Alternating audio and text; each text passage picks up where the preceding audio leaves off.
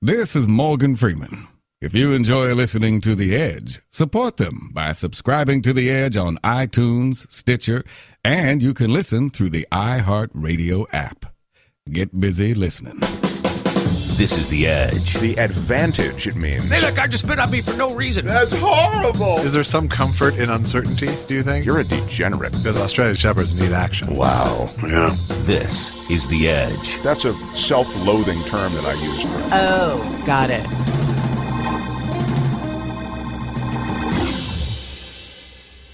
edge-show.com. edge-show.com. This is The Edge. Hi, this is Mark. Welcome to the show. I'm so sorry about my voice. I will keep this brief just to say thank you for all the ways you support this show and continue to share the show with others who might have an interest in this episode or that episode. Today, we start with Heather, who has just picked up a role on a major CBS series and also has just come from an amazing Super Bowl party. So we'll get into that quickly. That entire conversation with J. Elvis Weinstein and Heather Ankeny is the first 20 minutes of the show. Then after 20 minutes, we'll get into a conversation with someone who is clearly one of the most remarkable environmental activists in the history of environmental activism. That's Captain Paul Watson. He has commanded, as a sea captain, over 200 mostly offshore voyages in storms and ice packs and treacherous currents, all kinds of dangerous situations, without a single accident or a single injury to his crew or to anyone else. His perspective on what's going on in the ocean, illegal poaching, the proliferation of plastics in the ocean, and what's happening out there in that vast organ of this planet. By the way, for that conversation, Chris Little joins us from iHeart Radio, who is a great sort of fresh perspective. He asks sort of that basic everyman question that needs to be asked, and he's a terrific addition to the conversation. So we'll get into that, though, about 20 minutes in. Welcome again. Thanks for being here. Let's get on with it. This is The Edge. You're the villain, right? No, I'm not the villain. Oh, that's right. This is for the first time. You're the victim, not the villain. I'm the victim's mother. Very nice. We're talking about Heather's in a series, and finally she has pathos on her side in a show. You've been the bad guy in a bunch of different shows. Is that what you're saying? Well, yeah. You know, I'm usually auditioning for the one who did it, I guess. And this time, this is not the case. I did not do it. And you're not even accused of it, right? Not even accused of it, no. Are you related to... You're related to the victim, is what you're saying? Correct. You're the victim's mom? Yes. You seem so young to be a mom. How old is the victim? Like 15. That still seems like a reach to me. You're well, not... you know, her character, got in some trouble when she was young. And, Teen mom. Some tough times, do you want to hear? Rebounded. I was so excited to go to this audition because it was for a woman who's 45-year-old woman who's a week into her daughter being missing, and I was like, I don't have to look good. I didn't, right. I just get to be disheveled and you have old. to look like you've been crying for a week. No problem. Yeah. Oh my God, I have been crying for a week. That's a sense memory I can tap into. It's always great when you're PMSing and you audition because the tears just. Right. So I was here's the best part about this audition. I showed up and the woman who played my mom in my pilot in 2005 was there auditioning for the same role. Wow. And I was like, I'm going to blow my head off. I used to go into auditions and cry, and the part never called for it. So. I couldn't believe that she and I were auditioning for the same mom role. I don't know what that says about me or her or what. I walked in when I was like 21 years old. I walked into this audition for a commercial where it was like all the Goomba guys from Goodfellas in the room. I'm like, how did this call? How did they lump me into this? That's funny. It's one of the great things about voiceover is you just sit there in the lobby. You don't have that whole thing like, she's prettier than I am, or he's heavier. Right, until they answer their phone, they're like, hello. Damn him. No, it's, I think, and I've gone for a few of these on-camera hosting things through the years, and I think it takes tremendous resilience not to be intimidated by all these different people who you see there. I mean, that speaks to my immense insecurity, I'm sure. Well, my comic insecurity channels all of it to contempt immediately. So I just have contempt for everybody involved in the process, the actors, the people I'm auditioning for. It wasn't a healthy thing for me. No, I that may be the way to deal with it, though. It's a defense mechanism for sure, and it's probably better than self-loathing the way a lot of actors will go. So. Yeah. But Heather, it's very cool that you are working and you're on a series. And now, is it a series I can watch yet or not yet on the air? Yeah, it's Criminal Minds. Oh my God, Criminal Minds! It's been on for 12 years. That's a name brand show. It was actually pretty cool because the guy who's directing it, his name is Simon Mirren, and he's Helen Mirren's nephew. Oh, cool. Yeah, British guy. But he was doing a movie or something. I think he used to be an executive producer on it. In some way, he was a producer on it for a few years. Anyway, he was off doing something and he came back, and at the beginning of the table read, he said that worldwide, that Criminal Minds is it's a juggernaut. It's like a brand. Yeah. I didn't know that. I've never seen an episode criminal of it. anthology series are do so well. Why? Because they translate around the world. They don't require. They're all self-contained. So you don't need a series arc. It's a good one. It's guest star top of show, which doesn't happen often. When I watch these various credits, I don't really know starring, guest starring, but all those things have money associated with them. So guest starring is the most valuable? No, it's like with also starring. Anything like Featuring. that means they're getting a huge paycheck. Right. Okay, Yeah. with also starring. Special guest star. That last credit and blank blank as blank blank. That's the big money. That's when you're not top of show, but you're still a big star. You're not the top first name. Right. But you're still trying to save face by making yourself special. Well, somehow. top of show just means they won't break the top of show. Like there's a number I didn't mean associated to, with yeah. that. Yeah. Okay. It doesn't mean that you're like number one on the call. No, it means that you're not in the end credits. You're in that. I'm in the beginning You're in credits. the roll. So you're when in it the roll starts, of we credits. actually see your name? Yeah. Basically like They'll Battle go Creek through when I all did that last they'll year. go through all the writers and producers, and then the guest stars will come up while the action. That's great. I love this. Yeah, it's I fun. really love this. So how many weeks are you on? Just the one. Oh. Yeah. Just the one episode? Mm-hmm. And you made that sound small. She's a guest star. That's how that works. I know, isn't it funny? It's well, like, no, but it's exciting, and I It want it is. to be on week after week. So when can we see it? I think it airs in March, like the end of March. Okay. But I don't know. Okay. I feel like it's a pretty well-oiled machine. I've been on shows where it's like they aired them out of order, or, Right. Well, that's the thing about these kind of shows too, is they aren't particularly beholden to their order. Well, this one they have created this arc inside Criminal Minds this year is that there? has to Okay. do with the main guy, Matthew Gray Grubler or something. I don't know. He's the kid that's been on it the longest. The good-looking guy with the hair. I don't know. Anyway, he does have an arc. Okay. Yeah, so- they're having you care about the characters this season. Oh. Well, very, very exciting. Thank you. I'm excited. Love it. Big day tomorrow. Heather Ankeny on Criminal Minds. Right? That sounds Yeah, pretty good. very Thanks. cool. Thanks. So This is the one where the guy, Thomas Gibson, last year got fired for like beating up a producer. Right. Remember they got in that fight? What was it? I just remember some sort of. It was. I got it more that it was like a slap more than a beating up. Okay.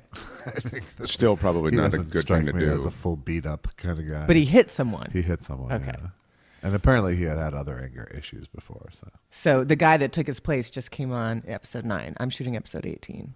I see. So that guy, Damon is his name. Really nice guy. I can't imagine slapping a producer. I can't either. Even if you're a big star. Yeah. No. It's beyond the bounds, which is why he got fired. Yeah. Crazy. I mean, yes, I can imagine slapping a producer, and I have imagined slapping a producer. I can't imagine actually slapping a producer, going through. Well, with you've it. been a producer. You could be a slappee. In fact, people call me Slappy a lot. Now, this hopefully will get up in some kind of timely manner, which would mean yesterday was the Super Bowl, just to give everybody a sense of when this is being. Some people listen to the show sort of in real time-ish, like soon after it's left. Some of you are behind. Thank you so much for listening to begin with.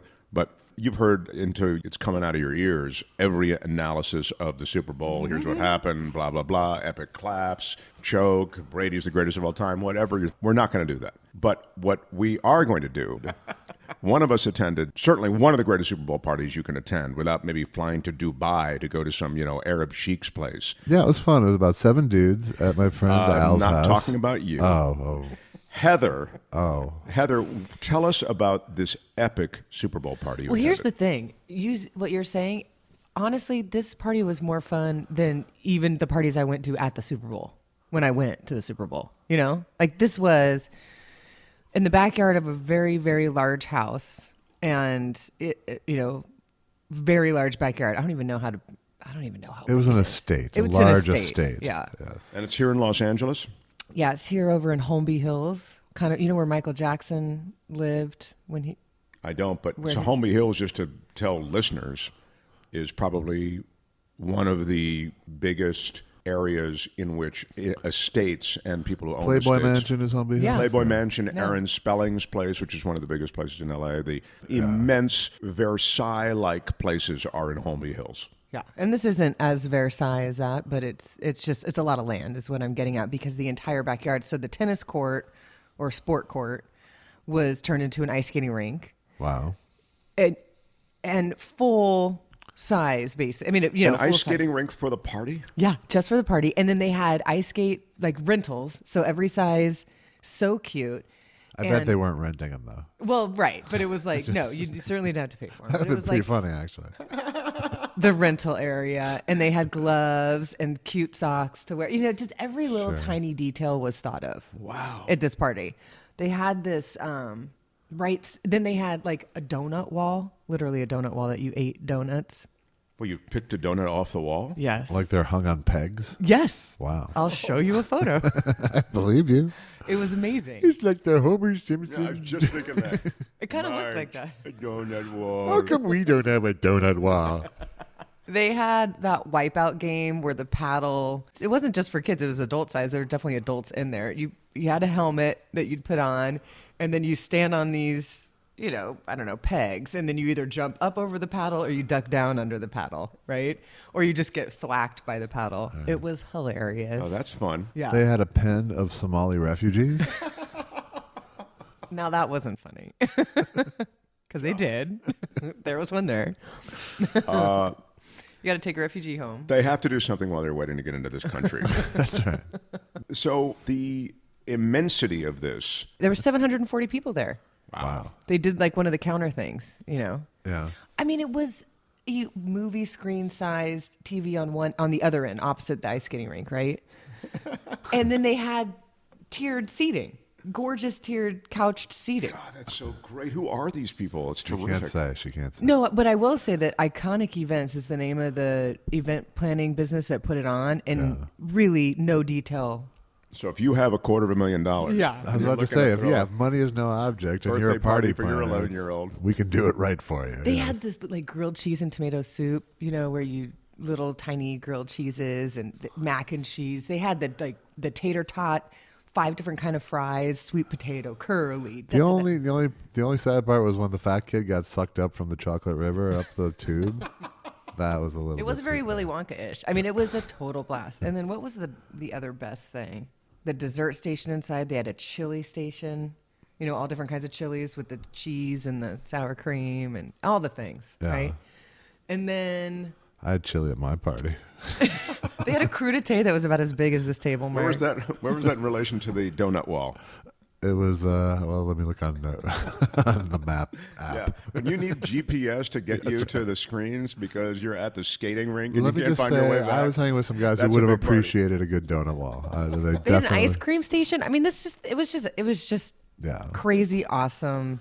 Best party I've ever They had a been to. vomitorium in What was back, the by way. booze situation? What was the novelty booze offering? There wasn't any novelty booze, but if you wanted it, it was there. Yeah. Is pretty much. Every kind of vodka, they actually ran out of white wine. We're at a football party. The white wine's gone. Oh man, party's over. Everybody out. They're out of white wine. Oh, come on, guys.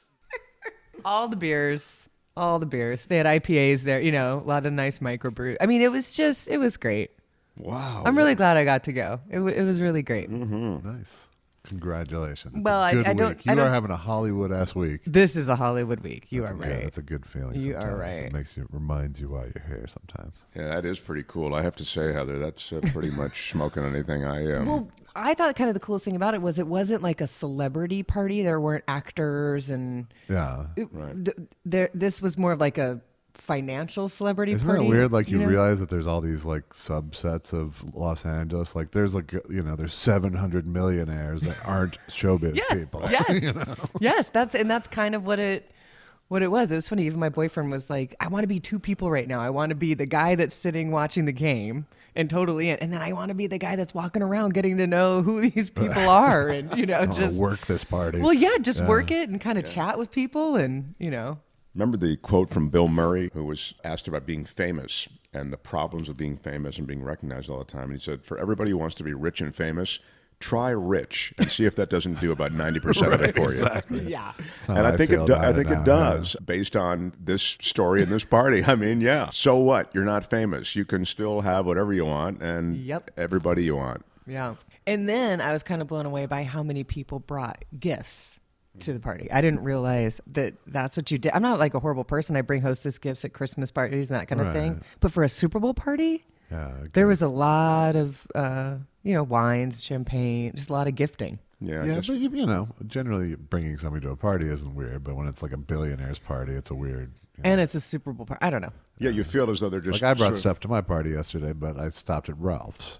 Right, absolutely right. When you show up to a billionaire's house, you feel like whatever you bring them, I mean, it's some Tiffany box. They just toss it over their shoulder and go, thank you, welcome, nice to see you, It's just not going to register on their radar. Right, right. So you can be forgiven for not bringing a gift, I think. I did, and I didn't. And I was like, well, there's 740 people here. Exactly what I'll you just write my name on someone else's.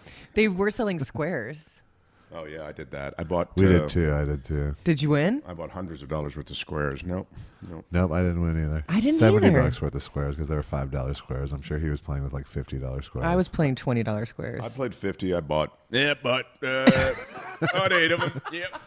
Yep. You got your ass kicked by... ladies. You got your I ass bought kicked. 8 squares on the $50 box. You know what I just auditioned for, and it was just not...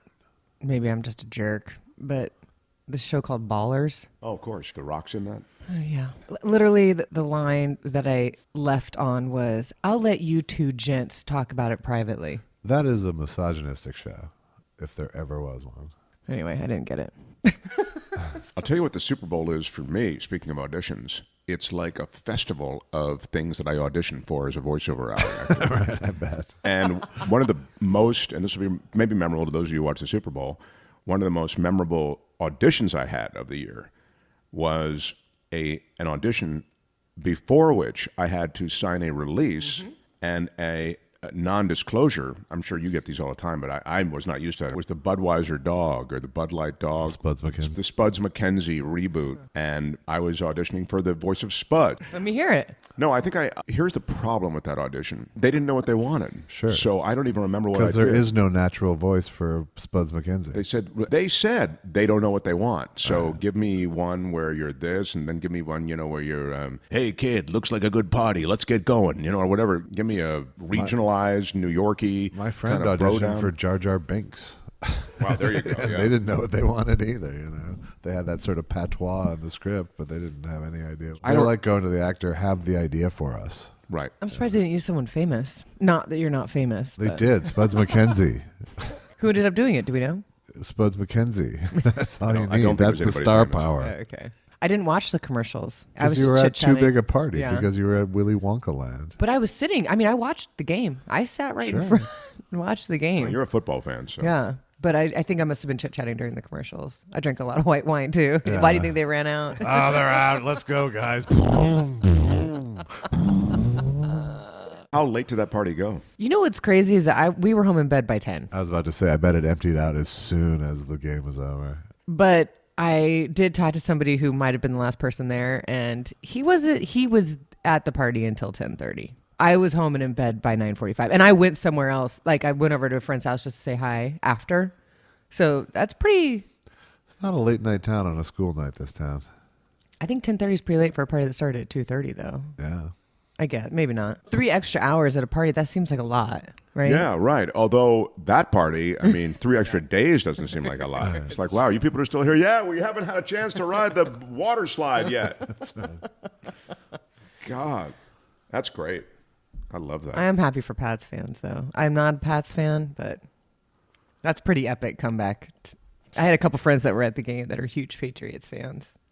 I guess a lot of people I know showed up on Facebook and elsewhere who attended the game. So it was pretty. I think it's weird. I hadn't seen that. Maybe just social I think my media. favorite clip was the picture of Mark Wahlberg leaving early. Yeah. No way. Did he that really? So much. Well, he left early though because his son was sick. That's what he says. Yeah. No. No, that's what he says. Sure. I've been with a He'll celebrity who left the throw his game kid early. under the bus. I have no doubt about Yeah, that. for sure. He takes that very seriously. Mark Wahlberg, Takes what? his team. I know. That's why it was so He was funny pissed, to me. yeah. I don't care. Yeah, he had to have been just angry. I'm out of here. Rah. You think he left like that? I'd love to know that it was just BS that his kid was We'll fine. never know, but I'm telling you right now, it doesn't matter. They pushed that story out about the kid being sick to all media, and I saw it this morning on the morning shows. Like, No way. Mark Wahlberg explains that his child was, He had a case of down 28-itis. He hated to leave early. Dad, I want to go. We're losing. It's complete. There's no You way. said- Wait, was the kid at the Super Bowl and he got sick? Yeah. Is that what you're saying? Oh, yeah. Well, we don't know if he got sick. We know. Lay him down in the suite, okay, Mark? Honestly, I'm not buying it. I'm not either. Yeah. Yeah. Giselle didn't leave. Produce there. Did you see her freaking out? So cute. Aw. Yeah. Yeah. No, it's Sweet. not cute. I It know. is just- cute. It's totally- cute when billionaires it's get nauseating. excited. The whole thing is nauseating. It's tough to read. just confirmation of everything that's going wrong in this country. It's true. We were recapping this morning on the couch, and it's like Tom Brady just has it all. He really has it all. Yeah. It's crazy, Yeah. and he's nice. That was my one. And That works was my hard. one tweet after the Super Bowl. Things are finally looking up for Tom Brady. He is the greatest of all time, and I'm a John Elway fan. Yeah. I guess you can certainly make that argument. You can certainly make but- that argument. Okay, so you all saw I'm this. not going to have it for very long with someone, though. I'll tell you that much. Okay, you win. There you go. He's the best. Whatever. Did you see the Shields MRI regional commercial? No. No. Okay, ESPN. It was all over ESPN today, and actually, a girl, one of my little commercial friends, is in it. So he shot it back in September. The Farrelly brothers directed it. It's a regional spot for a little MRI company in whatever. So the physician, hi Tom, calls him. He stands up. So we're gonna put your jewelry in the locker. Or do you have any jewelry to take off? And he's like, I do. And he starts pulling off his Super Bowl rings, and she puts them inside the thing, and then you get a shot inside the locker. She's like, anything else? And he's like, oh yeah.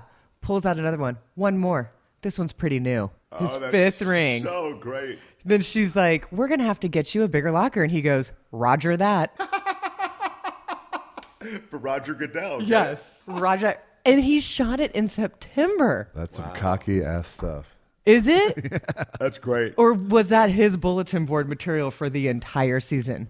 That's great. He shot it like week 6. I don't think he needed a local ad really for motivation. I'm going to have to say that he pretty much had I all he mean, needed. Well, we love having you guys in. This is just a quick little thing. Thank you, Josh, Heather. And Heather, you and I are going to stay on because one of the great heroes of protecting the ocean. I mean, truly, this guy is an amazing living legend. Captain Paul Watson is going to join us in the next segment. Sorry, I can't stay for that. Yeah, I wish you could, Josh, but we don't have room. Sorry. Maybe something on the donut wall will be of interest to you. Donut walls. This is The Edge. Very special guest today in Off the High Seas. Captain Paul Watson, everybody. Come on. Yes. Thank you.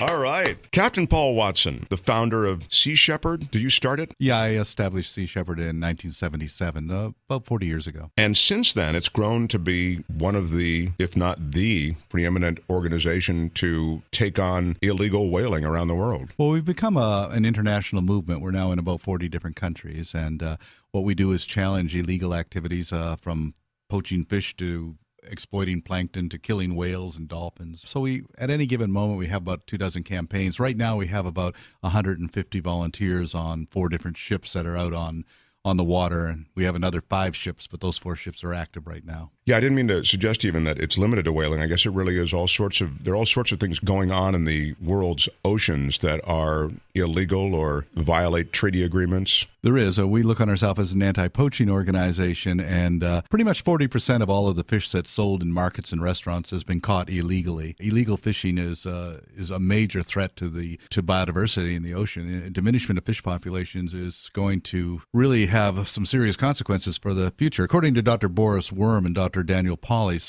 the two foremost scientists on this, by 2048 there will be no fishing industry because there will be no fish. You'd think that those fishermen, those people associated with the fishing industry, including the end users, would have an interest in sustaining. You would think so, but here's the problem. As fish populations become diminished, the prices go up, and then their incentive to catch them and sell them is even more so. I mean, you're looking at a situation like bluefin tuna, for example. The average price of one fish in the Japanese market is $75,000, and some of them sell for over $1 million. When you got a price tag like that on your head, you know, they're going to get you. Now, bluefin tuna has been reduced by 97%. There's only 3% of the original population left. Oh, my gosh. I read a statistic, and you can tell me if this is more or less true. I read a stat that said that 2/3 of the fish population is gone. That's about right, and by 2048, most of it will be gone. We're overfishing everything in the ocean. And in addition to that, the fish have to contend with climate change, acidification, plastic pollution, chemical pollution, radiation, sonar, seismic testing, all of these things.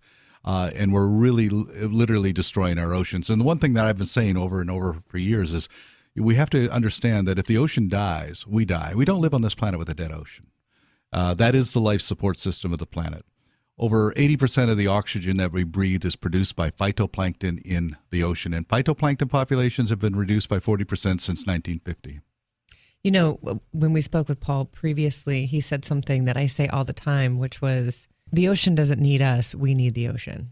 Yeah, and I think the way to look on it is, look on the Earth as a spaceship, which is what we are. We're traveling through around the galaxy. And every spaceship has a life support system. It provides the food we eat, the oxygen we breathe, maintains and regulates the climate. And that's what the ocean does. It is the life support system. And it's run by a crew. And we're not crew members on this spaceship. We're the passengers. We're having a great time entertaining ourselves. But the crew, what we're doing is we're killing the crew, the ones that make it possible for us to be here. And for instance, if phytoplankton disappears, we don't survive. And one of the reasons that phytoplankton populations have been diminished is that we've been killing all the whales and the seabirds in this. And phytoplankton need nutrients. And those nutrients primarily are iron and nitrogen supplied by those animals. Every day, one blue whale defecates 3 tons into the sea, heavily rich in nitrogen and iron. They're basically the farmers of the ocean. They're supplying the nutrients to the phytoplankton, and it goes right down the chain. And so every time we remove one species, we cause damage to that life support system. You know, for hundreds of years in Polynesia, the shamans they instituted this thing called taboo. They would declare a bay or an area taboo. Anybody caught fishing in this bay for about 20 years was given the death penalty. Oh, wow. And the reason why is they understood that if the fish disappeared, they died. And they took it very seriously. The problem we have in the world today is there are no taboo areas. The fish are not safe anywhere. I want to mention Chris Little is sitting in with us, and Chris Little has been in the news business for decades now, runs the news department at the biggest talk radio station in America. And you asked a question in the hallway, and I thought, hey, Chris should be on the show with us. I believe the question was, why can't we stop this? And I'm talking about the exploitation of whales and dolphins. And you can extend that to the rest of these creatures. We have all of the rules and the regulations and the treaties we need to protect our oceans. They're there. They're all in place. We don't need any new laws. What we lack is enforcement. And really what we lack is the political and the economic will to enforce those laws. So all of this illegal activity is taking place right under the noses of the authorities. They know it's taking place, but they don't do anything about it. One of the reasons that there's sort of a love-hate relationship with Sea Shepherd is they see that we're enforcing the law, but then they're embarrassed that we're enforcing the law. But we've actually managed to come to some very good mutual arrangements with many. For instance, we're now in partnership with the Mexican Navy. We're working with the Mexican Navy to protect the endangered vaquita and the endangered Tatoba fish in the Sea of Cortez. We're working alongside them. We're in partnership with the Gabonese Navy, and we're doing patrols in Gabon's waters against illegal fishing. We're in partnership with the Ecuadorian government and the Galapagos National Park to protect the marine reserve of that area. We're in partnership with the police in Sicily to protect the poachers there. These are the kind of partnerships that we've been cultivating over the years, which are very successful because we can provide resources and volunteers, and they can provide the authority to allow us to make a difference. So what kind of success are you having? Well, for instance, earlier last year, we found a Chinese drift net fleet in the Indian Ocean using illegal drift nets. We documented it, reported it, and then proceeded to chase that fleet all the way back to China. When we got to those disputed islands, the Chinese Navy was there, and the fishing boats said, we're being pursued by pirates, because our flag looks like a pirate flag anyway. But the Chinese Navy, the officer said, what's this all about? And we explained it. We said, well, we've got the evidence. He said, okay, come on in. They allowed us to pursue a Chinese fleet into a Chinese port. We turned over the evidence to the Chinese authorities. 3 of those captains were fined $300,000, had their licenses suspended for life, and the fleet was shut down. That's great to hear a And story what like did you that. find? It was a net, a drift. Now explain the drift net. nets. Explain to me, when I hear illegal drift net, are there legal drift nets? There are, aren't there? Yeah, but they're very small. But these drift nets have been outlawed since 1992 by the United Nations. But you see them all over the place, Well, right? these nets are 100 miles long. Oh, my gosh. You see those big winches on board ships that are pulling them up the miles and miles of yeah. net, and they have all that bycatch. Is that what it's called? Yeah, and gill nets are another one. For instance, we confiscated a gill net in the Southern Ocean by one of the toothfish poachers. It was 72 kilometers long, weighed 70 tons. And actually what we're doing with that, as Adidas is actually recycling that entire 70 tons of gill net into running shoes. Oh, that's cool. What's the difference between a gill net and a drift net? Well, drift nets are more, they're much lighter. They're like spider webs, really. I mean, you touch them and you're entangled in them. The gill nets, the fish swim through and can't get out because they're caught by their gills. That's what we're confiscating. We've confiscated about 200 gill nets in the Sea of Cortez when they're going after the vaquita. The vaquita is the most endangered dolphin on the planet. There's less than 60 of them left in the world. And they're being killed as an incidental catch to the Tatoba fisheries. Now, the Tatoba is also endangered, but its bladder is worth $20,000 a kilo in China. So that's a lot of motivation to go and do illegal fishing. And so they're going after the Tatoba fish, which is the same size as the vaquita, which is the smallest dolphin in the world, about 3 feet. And so the fishermen, of course, hate the vaquita because it's stopping them from going after the Tatoba. So and that's why we're working with the Mexican Navy to go after these poachers. So Sea Shepherd is in the business of saving whales, dolphins, plankton, fish. When I first came up on you, I think I stumbled on you on Twitter, and so I started following you guys, and I've seen some of the video and some of the I think live streams that you've done in coves when the Japanese fishermen go out after the dolphins. Why do they want those dolphins? The dry fishery in Taiji is primarily to catch dolphins for display in dolphinariums, for aquariums. And because one dolphin is worth now about $250,000 on the market because they're caught to amuse people. And these dolphinariums are springing up all over the world. So there seems to be a constant demand for new dolphins. So what they do is they drive a pod, say a pod of 100 dolphins, into the cove in Taiji. Then they go in and they select the best ones that they want to use for display. Then they kill the rest. And so this is every year about 1,000 dolphins are being slaughtered in order to capture about 100.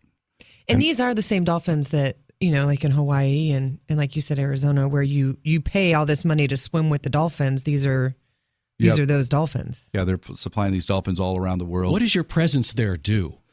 Well, we are handicapped in Japan because we're in Japan. Therefore, we can't break the laws and everything. So we decided that we call it Operation Infinite Patience. And that is we document every single capture, every single slaughter. And we put that out in the world with live streaming, constant embarrassment to the Japanese government. They hate us. And actually, in fact, our Cove Guardian volunteers only get to go once because once you've been there to witness the dolphin slaughter, you're never allowed into Japan again. And so we've had hundreds and hundreds of volunteers go there. And next time they try to go, they're denied entry and arrested and detained, actually, because and when we say, well, we haven't committed any crime, he says, well, yeah, you're embarrassing Japan. So you're embarrassing them. What other effects have you had? Oh, well, with the Japanese, of course, we've we've shut down their illegal whaling operations down in the Southern Ocean. For the last 10 years, they've only been able to get between 10 and 30% of their quotas every year, which has cost them tens of millions of dollars. That's because you're there in their way, or what? We directly intervene and block their operations. Sea Shepherd USA is not allowed to do that anymore because the Japanese took us to court. Now, the Japanese whaling industry was condemned by the International Court of Justice. What they're doing is illegal. Condemned by the International Whaling Commission, condemned by the Australian Federal Court, fined $1 million for contempt by the Australian Federal Court, but the U.S. Federal Court ruled in their favor and prevents Sea Shepherd USA from interfering with their operations in the Southern Ocean.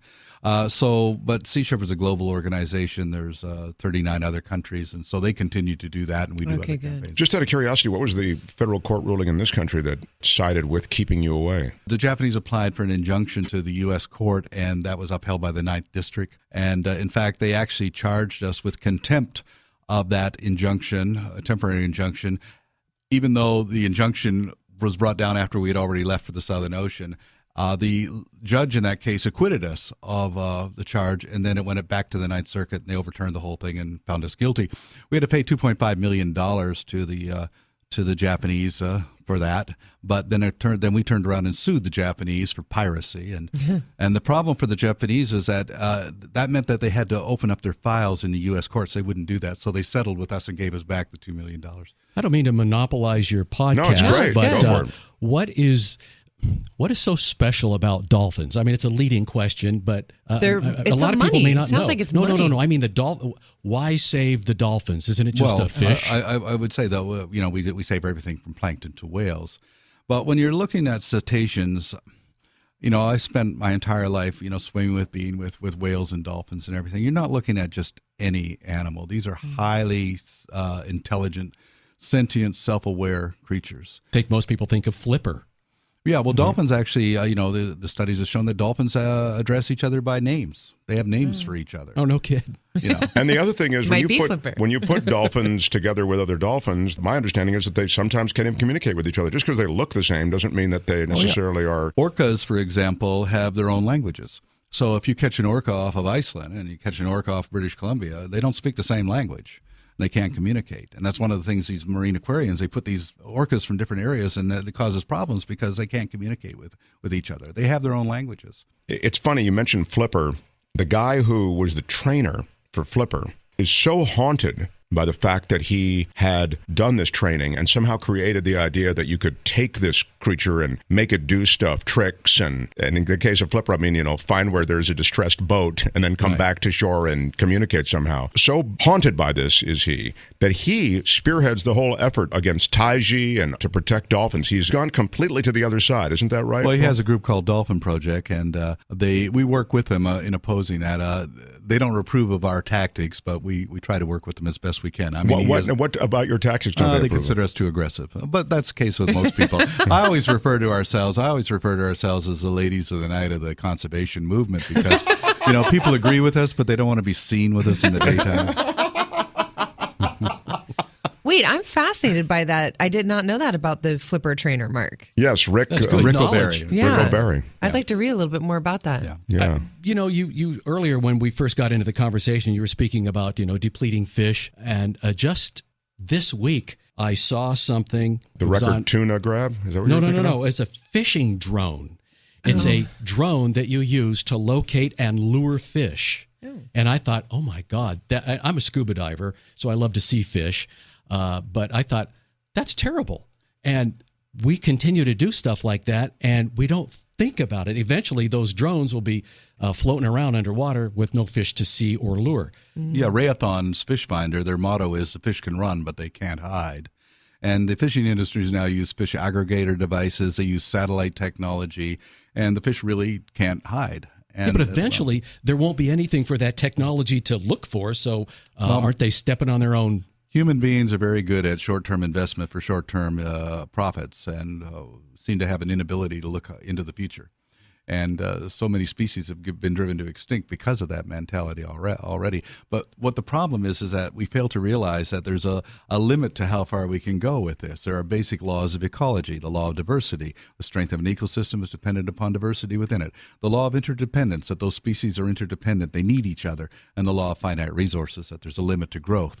And if you reduce diversity, you reduce interdependence, you then reduce carrying capacity. Right now, we're stealing the carrying capacity from other species. And there's only so far you can go before it begins to collapse. What do you mean by we're stealing the carrying capacity from other species? Well, each ecosystem has so much carrying capacity. It's a finite carrying capacity, and that provides, everything that every species needs. So if we take more, they have to deal with less. So that's why, for instance, orcas in the Pacific Northwest are starving because there's no fish for them. And all these things are contributing to their demise. Just 2 weeks ago, the oldest orca in the wild died. Granny, she was 105. Oh, my gosh. How is the United States trying to preserve its fish? Well, the U.S. is really good in its own waters, of course. Right. The rules are we don't really find ourselves at odds with enforcement with the United States. But through the rest of the world, and then, of course, Europe's fairly good. But, the worst offenders are the Japanese, the Chinese, the Spanish. The Spanish are one of the worst offenders when it comes to illegal fishing.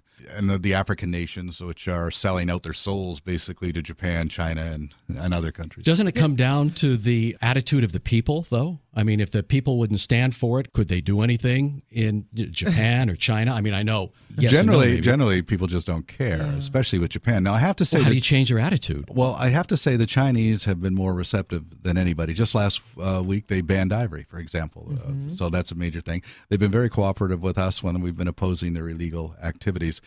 They actually, in their government, seems to take science more seriously than a lot of other governments. So we tend to make progress, but still, they're battling against a lot of Chinese attitudes that shark fins and Totova bladders are good for you, and these kind of medicinal purposes that they use.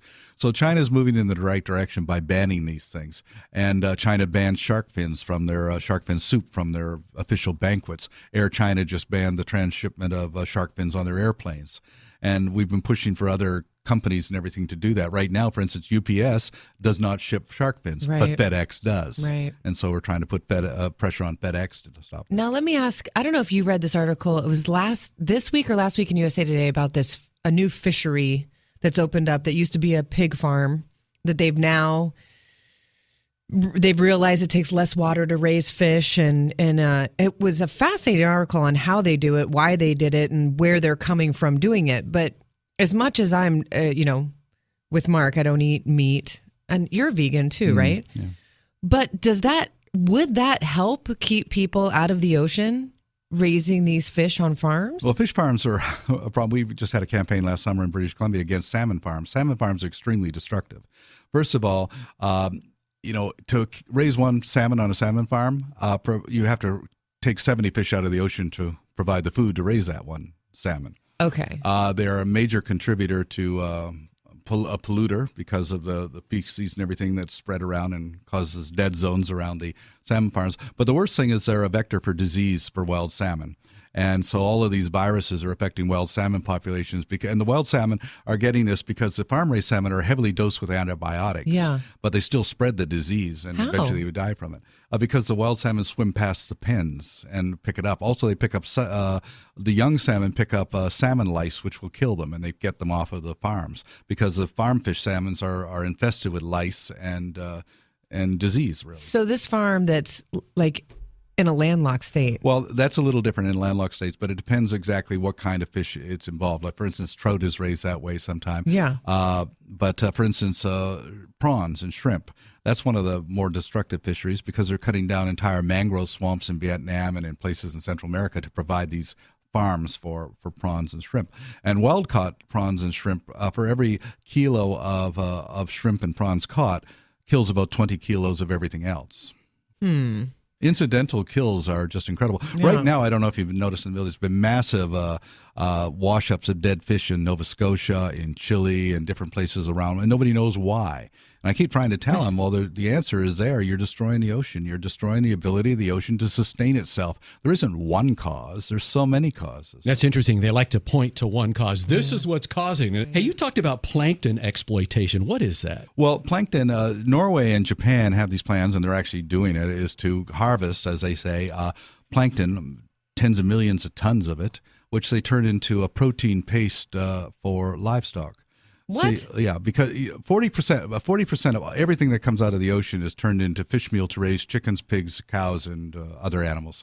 So, right now the chicken is a greater marine predator than the albatross, and pigs are eating. In fact, domestic house cats are eating more fish than all the seals in the North Atlantic Ocean. So we're literally just stripping life out of the ocean to raise meat and also to eat by people. Is it better or worse now than it was, say, 10 years ago? Oh, it's worse than 10 years ago, far worse than 20 years ago, much worse than 30 years ago. So how are you affecting the ocean? Well, I'm not going to pretend that we're going to save the ocean. All we can do is do anti-poaching work that we're doing and hopefully spread the message. For instance, at the climate change conference in Paris a year ago, they didn't even mention the ocean. I'm saying the ocean is the primary regulator of climate. How can that be? Well, because we're a land-based animal and nobody really gives it any thought. Aren't there smart guys there? You would think. But maybe they need to invite the problem with politicians around the world. For instance, everybody's down on Donald Trump for denying climate change. And that's right. But the fact Justin Trudeau, who's a big hero for climate change, is doing just about as much as Donald Trump, which is nothing. Yeah. So the ones who are talking about it are doing nothing, and the ones who are denying it are doing nothing. So it's all the same thing.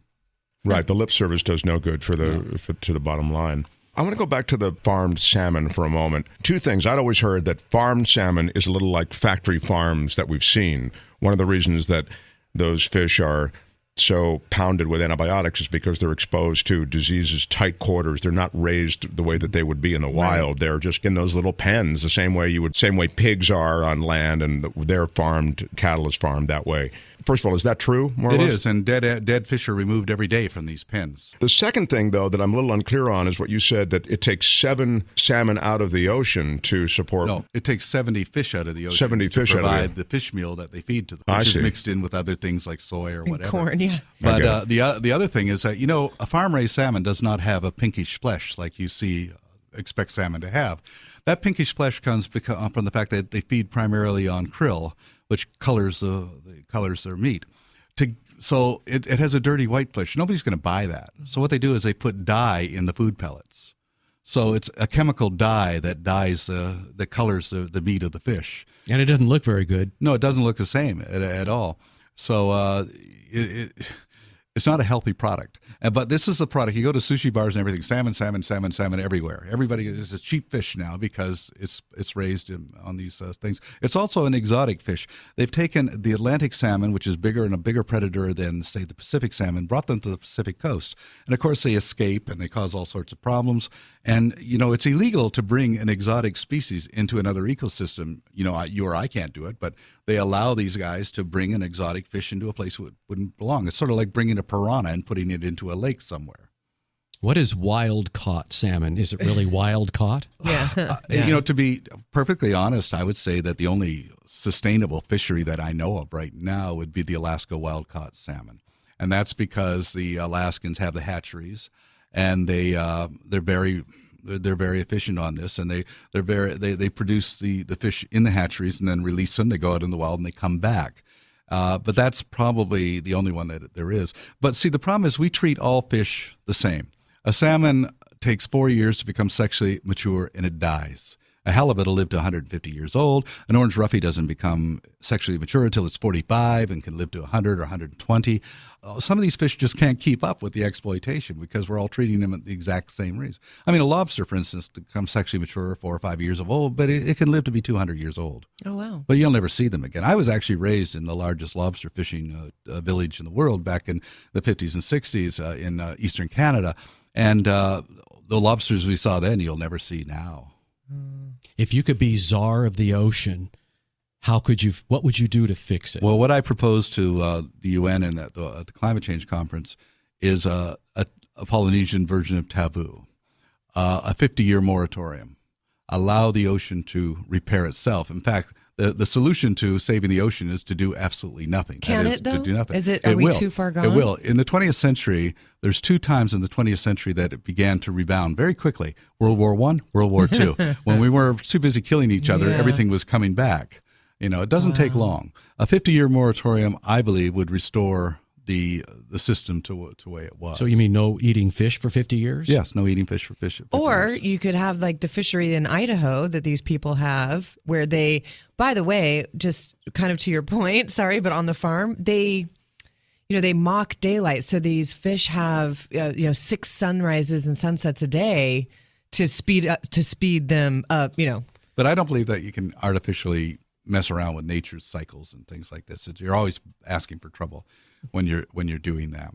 That does sound like something out of a sci-fi movie It that goes does. bad. Well, in We've fact- simulated daylight. Well, even worse than that, they through genetically modifying salmon, they're producing salmon twice the size in half the time. We call it the Frankenfish. Yeah. That's scary. But Yeah, that's but that's also, what's ending up on our plates, is what Yeah. you're saying. Right. And also, people don't realize that fish in the ocean also are heavily contaminated with PCBs, mercury, and the older the fish lives, the more contaminated it is. A halibut, for instance, or sharks are very heavily contaminated with mercury and other. Well, now I have a reason to stop eating fish. Unlike the rest of you, I'm not vegan, but maybe I will be after this discussion. Well, I mean, you at least know that the stuff you're putting in your body is laced with all this chemical. Oh, I've known that for a long time. I just can't stop. I can't stop eating sugar or So, fish. it is hard to break a lifestyle, but boy, there are a lot of good reasons.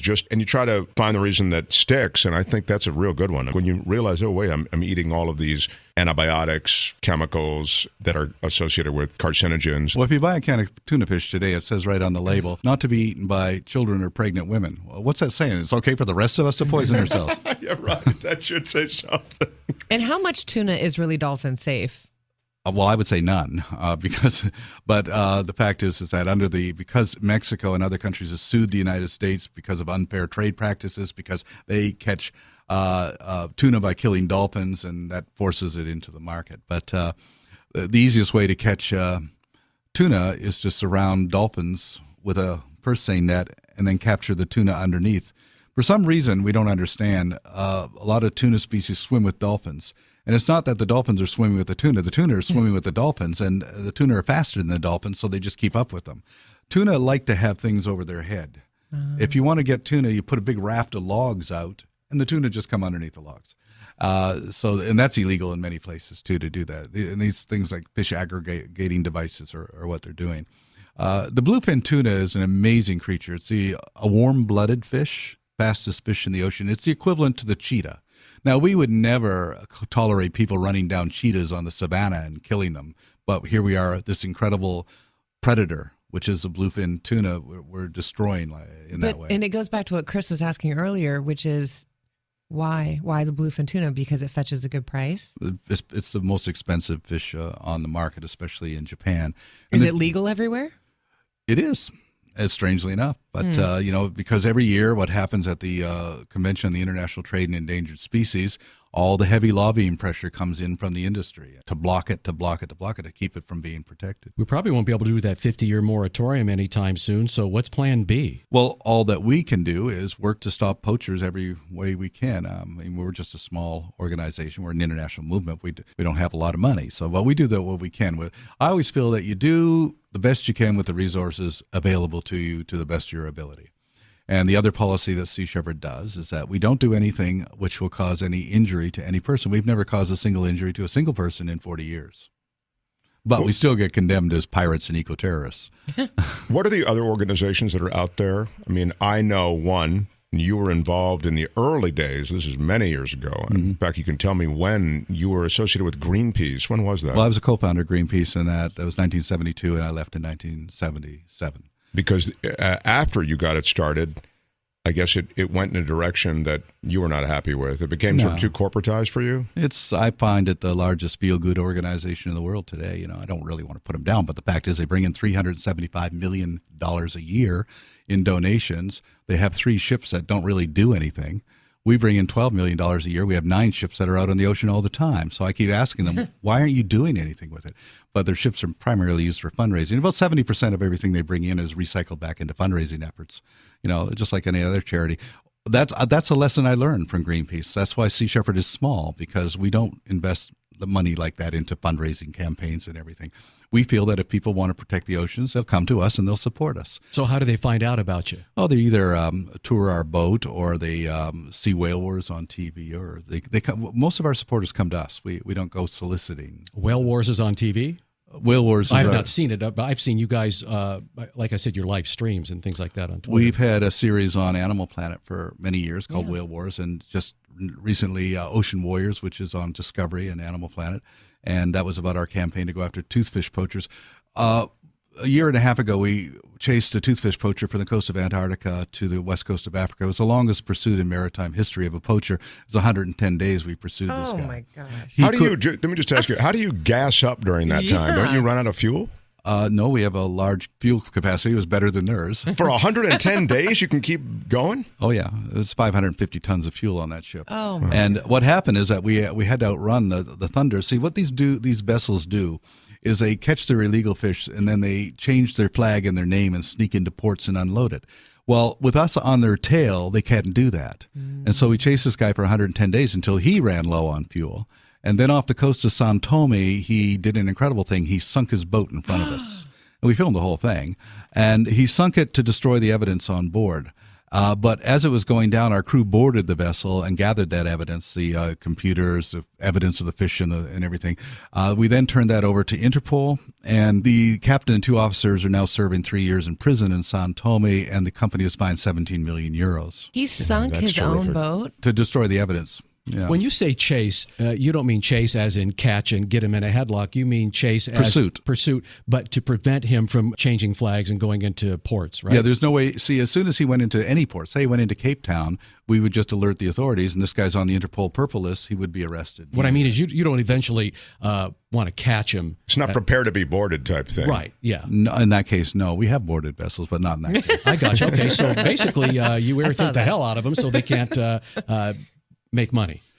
Well, yes, and we shut down 6 of them. The one was seized by Malaysia. One was seized by Indonesia. We chased it into Indonesia. The Indonesians seized it and blew it up. 2 more we had arrested in São Tomé. The other aspect of this, and it was covered in the New York Times, is that not only are they fishing illegally, their crews are slaves. And when the Thunder, we rescued the crew, there were 42 of them, and most of them were basically slave labor that were returned home by the international authorities. This may be a dumb question, but out of all the years you've been chasing guys like this and getting in the way of guys going after whales and dolphins, how many whales, dolphins, and fish do you think you've saved? It's hard to say, but I do know in the Southern Ocean it was about 6,500 whales. That's how many they did not get in their quota because of our interventions. Seals, hundreds of thousands of them. Fish, millions, I guess. But it's hard to really put on. So that has a positive impact on our ocean. Yeah. So we can measure our success by the numbers that we've saved, but also by the number of illegal operations that we shut down. How much money do you think you've cost these people over the years? I know with the Japanese whaling industry, it's 150 million in losses so far. Oh. And with the toothfish poachers, that was 6 ships put out of action, plus the 17 million euros in fines, and that's a significant loss for them. Have you lost a ship? Yeah, we had. I scuttled one of my ships to keep it out of their hands in 1979, after we shut down the most notorious pirate whaler of them all, the Sierra. I rammed it and disabled it and put it out of commission. But then they bribed the judge and he took it away from us, so I just sank it to keep it out of their hands. How do you sink a ship? Oh, it's easy to sink a ship. You just go into the engine room and you open up the saltwater cooling systems and flood the engines, and you sink it that way. Let's make note of that, Mark. Next time we need to sink one of our ships. Wait a second. What? Because you were trying to keep it from whom? Oh, well, what happened was bit of a long story. Well, no. But what happened was that we had disabled the Sierra, and then the Portuguese Navy arrested us for doing this, and then we were going to win the case, but then the judge took a bribe from these guys in Portugal, and without even a hearing or a trial, he then turned our vessel over to them. I said, well, they're not going to get it, we'll sink it. Okay. And then we went back and sank the other one. So that they can't use them. Yeah, so that we ended the career of the most notorious pirate whaler of them all, which was the Sierra. And then a few months later, we sank half of Spain's illegal whaling fleet in Vigo Harbor. And in 1986, we sank half of Iceland's whaling fleet and destroyed their whale processing plant, shut down their whaling operations for 17 years. Is it possible, though, when you sink these ships, that you could sink them in less than 100 feet of water in a warm area, so scuba divers like myself can go and swim through Well, we them. usually sink them at dockside, so.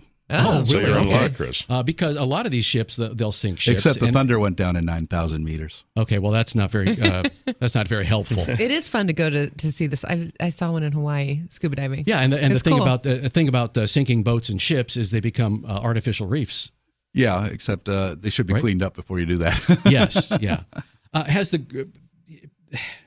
the problems with the Great Barrier Reef caused any problems with the fish? The Great Barrier Reef's dying. I spent when I was at exile at sea for 15 months, and for most of those time I spent on the Great Barrier Reef on little tiny islands and atolls, and got to see the part where the tourists don't go. And I would say 70 to 80% of the Great Barrier Reef is dead. Will it ever come back? Well, I think it all can recover if given time. Now, what killed the Great Barrier Reef? The fact that Australia's mines dumped their tailings on the reef, overfishing, acidification, and then also an invasion by the crown of thorns starfish, which is an alien species that's moved in and killed out. It destroys the coral. How did that alien species get there? We don't really know, but that's one of the problems is the introduction of species to other places by people that shouldn't be put there. Right. You were exiled at sea? What does that mean? Well, what happened is that Japan put out a request for my extradition, and I was arrested in Germany, and the Germans were going to send me to Japan, so I had to escape from Germany, and I went to sea, and I was at sea for 15 months before I could get John Kerry to he gave me permission to return, because it was all based on a false accusation to Japan.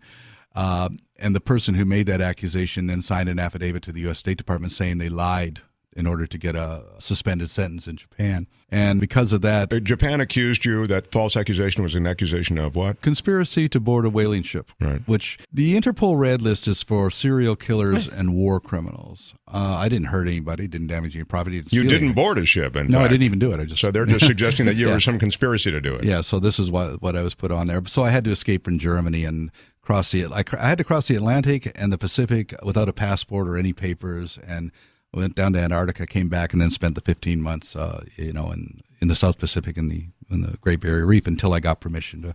Was that a scary time for you? No, it was one of the greatest times of my life. If you're spending your time on tropical islands down there, it's not really a scary time. So, as a vegan, when you're out at sea for 15 months, what do you eat? Oh, our ships carry good, are well supplied. In fact, you can have your provisions last longer with a vegan vessel than you're not carrying meat and everything that I gotcha. spoil. Well, yeah. But I spent most of that time cleaning beaches in the South Pacific of plastic and recording the kind where the plastic was coming from. Such a good person. When I used to live at the beach, I would just walk just all the debris that had washed up. So much plastic. I mean, easily 80% of it was plastic. But then you'd see all these other things that would wash up, like a stove or something weird like that. No, there's a website with all the weird stuff that washes up. Hypodermic needles, everything. Yeah. No, that's right. Hypodermic needles just here recently. And of course, a lot of birds and animals are dying because, sea turtles see a plastic bag from a grocery store. It looks like a jellyfish, and they eat it, and it kills them. And albatrosses are dying on Laysan Island because they feed pieces of plastic, which they think are small fish or krill. They feed them to the chicks, and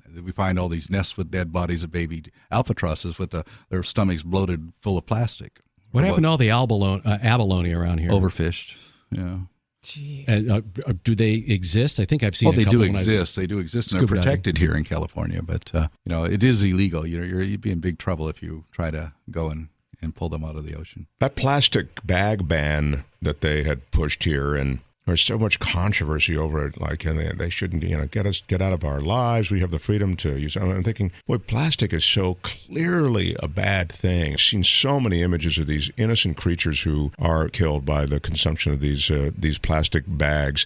I just really wondered why that was such a tough hurdle here in California. Of course, elsewhere, it's an even bigger hurdle. Well, that's the biggest hurdle we have to get over is human beings' denial that there's a problem. Everybody wants to think that we're omnipotent and that we can do whatever we want. But nature has the last laugh, really. One of the things that people say, why are you so optimistic? I said, well, because I've studied the history of natural history on this planet. We've had 5 major extinction events, and we're now in the 6th. This one's called the Anthropocene because we're responsible for it. The Permian extinction killed 97% of everything, but it rebounded. Because here's the thing. After every major extinction event, the Earth recovers. Unfortunately, it takes 18 to 20 million years to do that. But for the Earth, that's nothing. But I always look at it, 18 to 20 million years from now, this is going to be a very nice planet. Yeah, we've really engineered our own extinction in a sense. I mean, on this current course, right? Yes, and that's why I'm hoping, especially there's so many people, younger people, children and everything who get this and who I hope it sticks with them and they'll be able to make a difference and that they understand the contradictions, they understand the connections. We're the only ships in the world that fly the flag of the 5 nations, the Iroquois. The Mohawks gave us the flag because they understand that we understand that, or their philosophy is you make no decision in your life until you take into account the consequences of that decision on all future generations of all species. And so that's what we're trying to live our lives by. Well, that would be great for me because it takes me a long time to make a decision anyway. The native peoples really got this. You know, even those that, were slaughtering buffalo and all the rest, they were quite sensitive, it seemed, almost instinctively sensitive to that which was the balance of the earth, the natural balance of things. Well, and that was also true of Europeans before civilization in Africa and everywhere else. But what happens is that we just got involved with agriculture and industry and everything, and then in fact, to me, the Bible, the forbidden fruit is agriculture. We alienated ourselves from the garden of the natural world when we became dependent upon the fruits of our own creation, and then we no longer needed anything else, and we then began to think that we're better than everything else. So there's 2 points of view: the anthropocentric point of view, which means that everything orbits around the human being, or the biocentric point of view, which is what native people did, is that we're part of everything, and everything is our brothers and sisters. And so those are the two opposing philosophies, I think, and unfortunately anthropocentrism is the dominant philosophy. Those peoples that live close to the water, you would think they would have the greatest relationship with all these things you're talking about. They would be most sensitive to those ecosystems that you're talking about, to fish populations that are diminishing, all the rest. You're talking about the people in the mansions overlooking the bluffs in Malibu? Yeah, not those people that live you in the have water. you have surfers for cetaceans and Surfrider Foundation. A lot of surfers get it.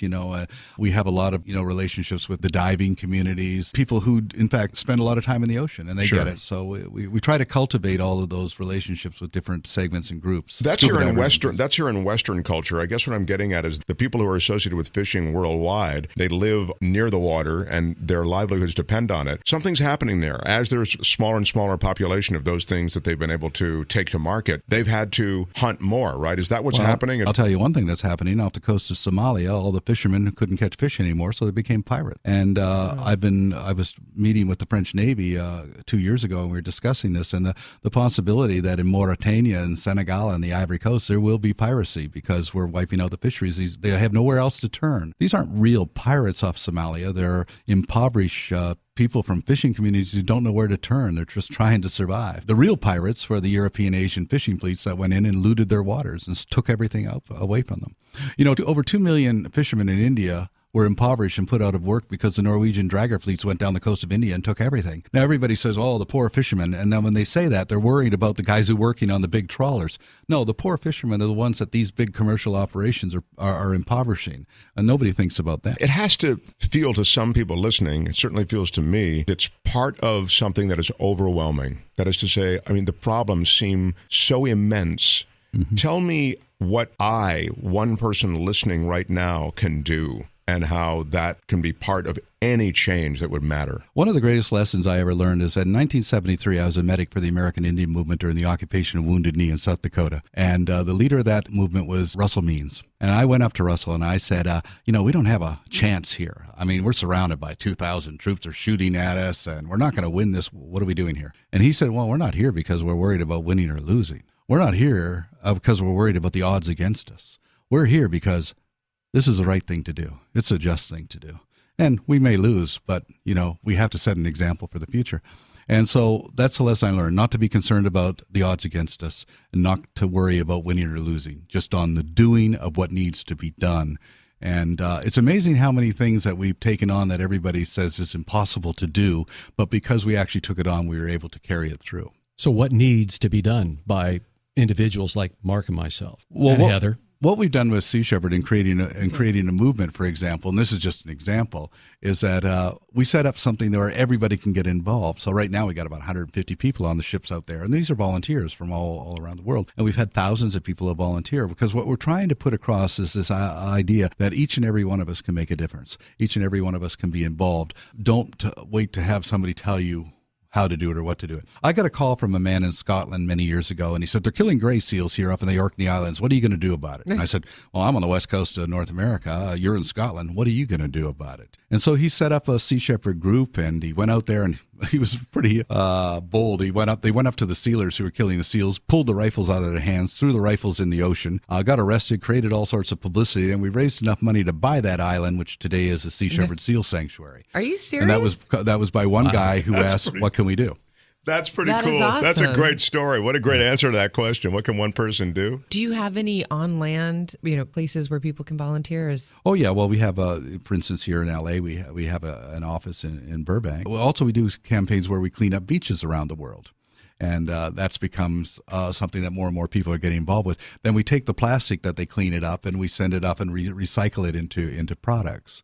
And like, for instance, the 70 tons of gillnet we took are now being converted by Adidas into running shoes. Didn't you have, was that some partnership you were doing, I think initially, or talking to Pharrell Williams? Yeah, with Pharrell Williams, and we were working with G-Star Jeans to recycle plastic, but now we're working with Adidas on that. That's great. That's really cool. Great. I mean, it just goes to, look, you started with this vision, and I guess the vision was captivating to others, and they realized that they can all make a difference and even make money. I mean, it can be exploited commercially. That's the thing about environmentalism. There is money in it. So these capitalists, I mean, if you care about money, there's nothing wrong with that, but you could do it while still preserving the environment. Yeah, and I think more and more people, Elon Musk and other people, are finding that is the key to success, really. You got to work with the earth, not against it. And in the long run, it's good for everybody. And so we have a lot of companies that work with us. Patagonia, Lush, for example, Adidas is one, and they see that there's a way of marketing their goods in a sustainable manner. I think to be a sea captain is hard, especially when you're chasing down all these people. Evildoers? Misguided. Yeah, evildoers, misguided, whatever. I mean, but they really are. I mean, they kind of know the score, but for whatever reason. So anyway, being a sea captain is pretty hard, chasing down all these people who are on the wrong side of things and doing this illegal poaching and all the rest. Then you have to know the laws well enough to somehow be able to navigate that part. That has nothing to do with navigating the ocean. And then to build an organization, you have to somehow know how to navigate the whole charity stream and to somehow make your organization viable. You've done this over and over again. And then you're this spokesperson. I mean, you're probably one of the leading spokespeople for the oceans and their health. You appear on morning shows and on this show. And I just think it's quite extraordinary that that's all contained in this one guy I'm looking at. I mean, you really are pretty busy with all of this. Well, I've been around a long time, and I have made a lot of mistakes, of course. But you learn as you go along, and you have to adopt new skills. And then you have a new baby. Yeah, at some point you came off the ocean. Or was that child conceived at sea? The Japanese did me an incredible favor because they made it impossible for me to go to sea for a period of time, and so then I met my wife, and now we have a son who's 3 months old. That wouldn't have happened if it wasn't for Japan. So thank you, Japan. All right, there you go. You will not hear Captain Paul Watson say thank you, Japan, much. What's next for Sea Shepherd? Well, right now we have numerous campaigns. We're trying to protect the vaquita in the Gulf of California. We have the two vessels down there, the Sam Simon and the Farley Mowat. And we're working to launch another vessel to protect sharks off of Malpelo Island. There's two vessels that are down in the Southern Ocean right now chasing the Japanese whaling fleet at this moment. We have a vessel in the Mediterranean, another vessel that's in the Canary Islands that'll be returning to Gabon to protect their waters there. We have another vessel in Cape Verde that's doing conservation work there. And, of course, we have beach cleanups and campaigns around the world. What I like about the fact is that I don't even know what's going on now. I remember about a year ago I got a call and somebody says, Sea Shepherd Nicaragua saved these two sea turtles. I said, we have a Sea Shepherd Nicaragua? I did not. That's great. So will you go back out to sea? Well, I don't know. It all depends. I mean, on the circumstances. But right now, I'm able to coordinate efforts with 9 different captains, and things are working quite well. But I do have, I'm restricted by Japan, and I do have some responsibilities here right now as a father. But what better first mate than the one you got? At some point, yeah. But everything's working out well, and I'm very happy to see that the movement is actually having successes. We're achieving things, and I've got a lot of really, really good people out there who, the greatest things that an organization or a movement can have is not money. It's passion and imagination and courage, and that's what our crew have, all three of those. I've never met a captain. You actually pilot a ship, right? Yeah. Is that what you call it? Well, where'd you learn to do that? Well, I was in the Norwegian-Swedish Merchant Marine for a number of years, and I was in the Canadian Coast Guard for a couple of years, too. You grew up in Canada. Oh, okay. Yeah, and I was the first mate on the first Greenpeace voyages, and then all those Greenpeace voyages in the 70s. Have you ever bumped into anything in one of your ships by accident? Not by accident, but intentionally, yes. Yeah. A lot of other ships. But I've never lost a ship by accident, really. Well, I mean, going into a port It's too not the quickly Titanic, and hit something. no icebergs. Well, I mean, the biggest boat I've ever been in is probably that I've ever driven is probably 25 feet, and I think I hit the dock. Never done anything like that. Well, the one thing just a funny story. One thing I did do is that we were taking pictures of penguins off the Ross Ice Shelf, and I was doing circles so they could get the pictures. And then our helm lost hydraulic pressure, and we were moving towards the Ross Ice Shelf, which, by the way, is like 60 meters high, 500 miles wide, 500 miles long. It's big, giant, biggest piece of ice in the world. So I immediately went into reverse to stop it. But we did touch. We just touched, and I felt, we just touched, and then 3 tons of ice came falling down, bang, right onto the so bow. you did bump into something. Yeah, I just gave you a lot of shit it took for us that. it took us 2 days to get rid of 3 tons of ice because it was solid ice. So I had to put the fire hoses on it to get it out and everything like that. Oh my gosh! But so that's the only time that's ever happened. Everybody thought it was quite funny.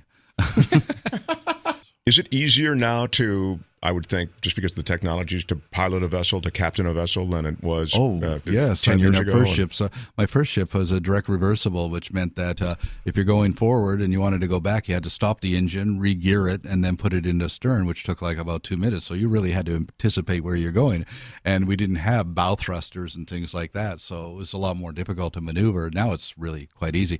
Also, the navigation is so easy now. Back then we had like all this calculations we had to do. And you were lucky if you got within a half a mile where you thought you would be, and now you know exactly where you are with GPS. And the mariners of old, who were the guys who discovered all of these different lands, sometimes they thought they were in some place where they weren't, and those guys who were out on the high seas, how the hell did they find their way around? Through the stars? Is that how they mostly? Or? The stars primarily, and they were able to get latitude quite easily from the sun. The real challenge was longitude, and the British government offered an incredible reward for anybody who could figure that out. And a guy in the late 1700s actually developed and invented the chronometer, which if you know the time in one place, like, for instance, Greenwich, England, and you can calculate the time where you are by the sun at noon, then you should be able to figure out your longitude.